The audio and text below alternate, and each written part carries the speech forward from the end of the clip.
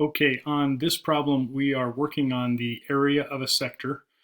All right, and as far as area of a sector goes, our formula, we know that we can find the area of a sector by taking that arc measure over 360 times pi r squared, the area of the sector, or the area of the circle.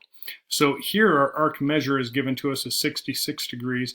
We're also given the diameter is 2 centimeters. Now to find the area of a circle, we use the radius. So if the diameter is 2 centimeters, then we would know that our radius would be 1 centimeter. And again, that arc measure is 66 degrees. So on this problem, as far as solving this, we know that angle, that arc measure is 66. So that's the fraction of the circle that we're working with, 66 out of 360 degrees. And our radius, we said, was 1. So the area of the entire circle is pi. And then our fraction here, that would reduce. 6 goes into both of these. 6 goes into 66 11 times, and 6 goes into 360 60 times.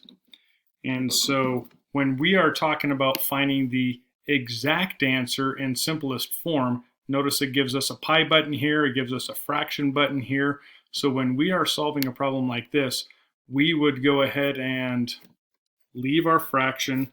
Remember, I can think of this as over 1.